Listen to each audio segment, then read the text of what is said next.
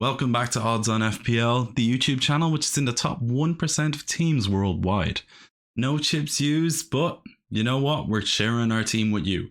So take your notes down, subscribe to the channel, and get ready to take your team to the next level. Ready? Let's go.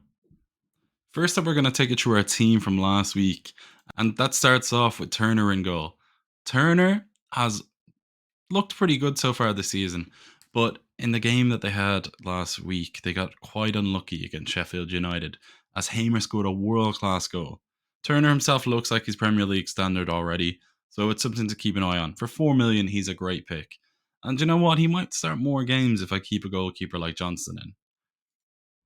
Looking at the defense then, it was quite good apart from one player in particular in Trent Alexander-Arnold.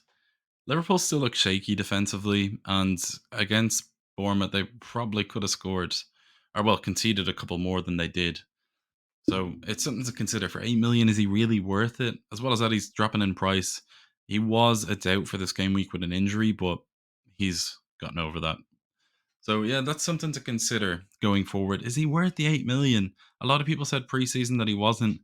I just sort of thought he was better than that. And so far, Liverpool don't look the best defensively. Going forward, yeah, grand, but Trent's not really getting into the positions that he has in the past. Matty Cash, though, consistent. He scored 6 points. He's gotten finally into positive territory in terms of points. He was minus 1 point before this game week, and his 6 points have brought him up to 5. Against Everton, they looked so composed. Him and Luca Dean on both sides looked so threatening. But Luca Dean did look that slight bit more offensive. I think the thing is, when you're looking at their midweek game in the Europe Conference League, they played against Hibs. Dean wasn't rested. He played the game while Matty Cash was rested, and Diego Carlos played at right back. I was either Carlos or Conte. I'm not too sure. I didn't watch the game myself. But yeah, that's just something to consider, that he could become a rotation risk, especially against stronger opposition. Because if they want a defender, like a centre-back playing at right back for more defensive cohesion, that's something they might consider doing. Then looking at Estupinan, my days, what a player. He had probably the easiest assist you're ever going to see in the world of football for Brighton after he passed the ball at the halfway line to Matoma. And Matoma scored a wonder goal. But, you know, an assist in FPL, it works in a weird way. I'd say the XA of that assist was probably like 0.01. Then his goal as well. He's getting into the box. He's getting shots off. He's really offensive. And for the first 3 game weeks, you couldn't have asked for much more. So for his first 2 games, he's done well. So the third one, you just hope for. And you just hope. Saliba as well. He's got another 2 bonus points and 8 points in total. The difference between choosing somebody like him and Gabriel has been massive. And it just shows that variance is so crazy in this game. It's like, as in, you could say there's skill involved, but there's so much luck. Gabriel started 73 games before the season, and then he didn't start 2.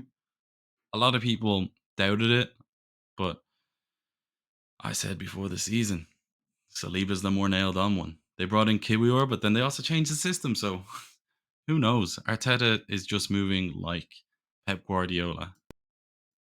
In midfield, then, you might be able to see the player there, but it's Rashford, and I'm sort of blocking it out because in the hope that he performs.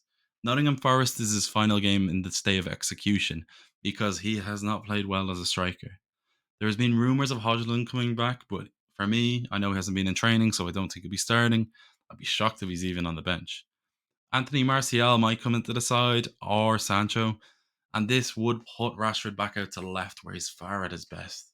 But against Spurs, another sort of dismal, poor performance. For an out-of-position player playing up top, you sort of expect a bit more, and his XG and XA haven't been good enough. If you were comparing him with somebody like Bruno Fernandes, where his underlyings are much better, he looks a lot more keepable of an asset. I think with Rashford, it might be something to consider getting rid of him in the short term.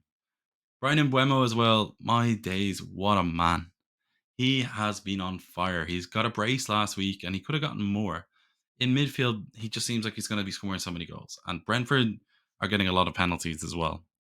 Next up is Odegaard. While on the topic of penalties, he took the penalty instead of Saka. Whilst in terms of points, it means the same. In terms of effective ownership, a lot more people own Saka, so it really did positively benefit my team, which I'm not going to complain about. Next up is the forwards, and then up front, you can see Ollie Watkins, who got an assist after winning the penalty against Everton. He went up for a challenge, and it looked like Jordan Pickford had a personal vendetta against him. Looked like he was trying to box the head off him, but fortunately he missed, and Watkins is still safe to play, but he didn't take the penalty. Whether you think that's a good thing or a bad thing, personally, I always want my striker who costs 8 million to take the penalties. Even if he is quite poor from the spot, I think his conversion rate's almost 50%. You would still rather them to have the opportunity. Douglas Luiz now looks like he's on penalties for Aston Villa, and he's on free kicks, corners, penalties. He's 5.5 million. That's somebody to keep an eye on, by the way. Then my other striker was none other than Erling Haaland. Personally, I was in two minds about going captaincy. I'm lying, I wasn't. I was always going to captain him. To be fair, his effective ownership is so high, and against Newcastle, even if Newcastle are so good defensively, it wasn't worth the risk of going otherwise. Early season, it's about keeping up with the pack, and the rest of my team's been doing well enough. Like Bryan Mbuemo and Odegaard have just saved me. So yeah, Haaland blanked, but he got 2 points multiplied by 2, so he got 4. So from this game week, there was a whopping 70 points, which was way above the average. And our total points brought it up to 147 in total. Our overall rank now is 91,369. Nice. Nice. So yeah, as I said, the top 1% of teams were looking good. We're sitting pretty. And the bench as well is not bad either. Last week we had Sarr on it from Spurs, who got 10 points. And also we had Semenyo, who scored against Liverpool. We also have Luke Shaw, who's a defensive option against Nottingham Forest. And we have Johnston. So with 2 free transfers, there's a bit of a headache to be had there because there's good options galore. So I guess it's a good complaint to have. So one of the main things that has been a discussion for fantasy football teams over the last while has been, should you bring in Nicolas Jackson from Chelsea for their game against Luton Town? Looking at the stats, you can see obviously he's shooting a lot, he's pressuring the total runs, running distance, all that. He passes the eye test, he holds up the ball well, he gets the shots off. It looks like it's a matter of time before he scores. But I know my Chelsea players, especially when it comes to strikers. As you can see here by this tweet by All About FPL, great account by the way, follow them. Nicolas Jackson is currently the 4th highest transferred in forward this game week with over 250,000 transfers in. He's also the 5th highest transferred out at 121,000. He's only got 2 points this season and he's played over 60 minutes, so he's got yellow cards in both games. You could be transferring a player who goes 1-1-1 if he gets another yellow. Early on in the season, there's so much volatility. There will be people who, after that second yellow card for Chelsea, would have been like, I'm getting rid of him straight away. And then there would be other logical people who look at him and think, you know what, he's starting for Chelsea and they're playing against Luton Town. So there's 2 sides to every coin. I, though, know Chelsea. And I know, personally, I don't trust Chelsea strikers. For every Diego Costa, there's a Lukaku, there's a Joe Felix, there's an Alvaro Morata, there's an Aubameyang, there's a Havertz, there's a Werner, and there's a Higuain. Looking right now at the stats, he's got a 1.37 expected goal involvement in 2 games. And you know who got a lot of expected goal involvements and didn't perform? Werner. I think I've just been hurt too much by Chelsea players in fantasy football, looking at their underlying data. Now, you know what? He could go on and bang, but personally, I already have Ollie Watkins in my team. And do I think selling Watkins for Jackson is worth it? No, I don't. That is just me, and that's a bed that I'll make for myself to lie in. Do I think if you're moving like from João Pedro to him, if you have the money in the bank and 2 free transfers, is that a good move? I do. But looking at João Pedro, he's more likely nailed on now, considering Enciso's been injured. So Jackson Martinez is not a player, or why did I say Jackson Martinez? Nicolas Jackson. I've said that so many times now. Nicolas Jackson is not a player that I would be considering bringing into my team. I'm going to have to check over this as well to see if I've been saying Nicolas Jackson or Jackson Martinez the whole time. Nope. But yeah, he's not a player that I'd be considering just purely because Chelsea. Honestly, think about it. Did you think Romelu Lukaku would have gone to Chelsea and stunk it up like he did? To me, at Inter Milan, he was world class.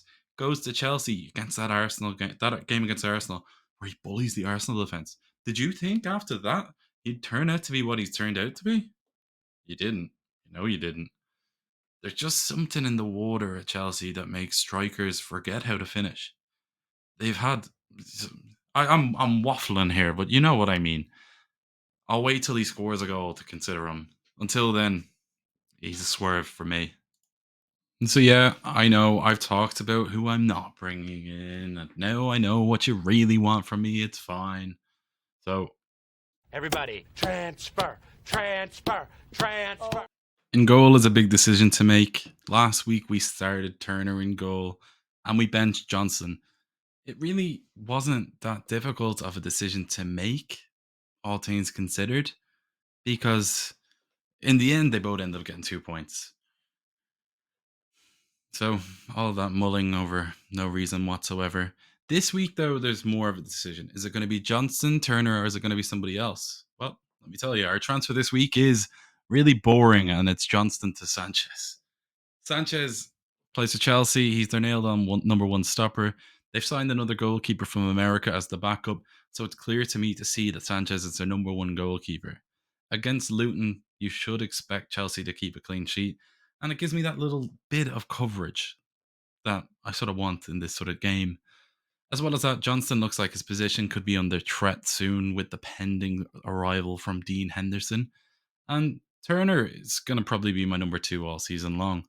Unless once West Ham's fixtures turn and Areola is still number one keeper, that's something I could consider transferring, but that will be a wild card. I did have 2 free transfers. I just didn't want to waste one. My players and the rest of the team, like looking at defense, I think Trent gets a state of execution. He's fit and he's able to play, but Newcastle's not a great game. It was him or Matty Cash, and Matty Cash is against Burnley, but they're both away, and I went for the player that I thought could have more of an upside. I think Trent could get something offensively, whilst I think both Aston Villa and Liverpool are unlikely to keep clean sheets away from home. The rest of the defense picks itself. Luke Shaw hopefully will do something offensively. He's been playing as an inverted wingback. We have an article actually on Attacking Football about that you might want to read. And then we also have Estupinan and Saliba. Saliba's a bonus point magnet. He looks nailed on, which means he might be benched. But you know what it's like. Estupinan as well looks like one of the best players in the league right now. And Brighton just seem to be clicking well. Against West Ham, it's never an easy game. And they've made some smart signings. And I think I might be relying on the attacking points in that game more than the defensive ones. In midfield, then, Rashford against Nottingham Forest, he has to do something, doesn't he? I just sort of wish I had Bruno Fernandes now instead, but I think if he was going to score in any game, it would probably be against Nottingham Forest. Forest, though, have not looked bad. They were quite good against Sheffield United and against Arsenal. So maybe I'm underrating them and maybe I'm overrating Man United. But I do show bias because I'm a United fan. So yeah, there is that. United have looked really poor, and I like the idea of having 2 free transfers next week because United's fixtures for the next 2 games turn, and it might be an idea to get rid of one of Rashford or Shaw. Then in midfield, Bryan Mbuemo, as I said, has been a masterstroke. Him and Matoma were the 2 players that I was considering before the season, and I went with Mbuemo instead of Matoma. Both of them have been good, but some people out there went with Eze. Unlucky. Next up, it's my double up of Odegaard and Saka against Fulham. Now, Fulham are the worst team in the Premier League right now. I'm not saying that lightly. They are the worst team in the Premier League right now. They were terrible against Brentford the other day, and they just have not looked up to it. With Palhinha out and then also Mitrovic, they need signings or else they are going down. They look worse than Luton. That's how bad they look. So Saka, Odegaard, Saliba, realistically, you'd be hoping for 20 points off those 3 players alone in your team. The real issue then comes up front. Who am I going to start? Oh, it's a really difficult decision when you've got Semenyo, Watkins, and Haaland for the front two. So I think I'm just going to go with the most difficult decision of my life and go with Watkins and Haaland. Next up is the most important thing. As I've said already, it is the kind of game where Haaland against Sheffield United or somebody like Saka or Odegaard against Fulham. I would also like to point out that Odegaard took the penalty, but there was no declaration on whether he's going to take them going forward. It was an on-field decision, and Arteta didn't even know about it. So Saka could be back on them. And knowing Arteta, he's a bit of a dictator, so he might be quite annoyed at Odegaard for doing that. So yeah, looking then at the team, the next decision obviously is who to captain. So that's what I'm going to talk about now. But first off, if you are enjoying the video, make sure, as I've already said, to subscribe to the channel. Leave a like and a comment down below if you've got any final questions before the deadline. I will help you as best I can. Any comment that, get to put down there, I'll respond to you. I'll help you. Also, a subscription to the channel really means a lot. Watching this far is class as well. I really appreciate it if you've gotten this far. So yeah, now to the part you've been waiting for. Who am I captaining? Well, it's Haaland again. How boring am I? You know what? I like vanilla ice cream. Who doesn't? Vanilla ice cream is good. That's why it's popular. But yeah, I'm going with Haaland. Oh, so the thing is with Haaland, he's gonna score points. He's gonna score goals. And I thought Sheffield United would be a lot better defensively. I made a hot take before the season that they'd stay up because the defense is so good. And in the games I've watched them, they're mistake ridden. So I think this could be a high scoring game for Man City. And I think Sheffield United will struggle. So yeah, anyway, that's been the video. Don't forget, leave a like, comment, subscribe. All that stuff professional YouTubers tell you to do. I'm not one of them. I just like making content. So over and out. I've been Paddy. Gonna love you and leave you. Bye.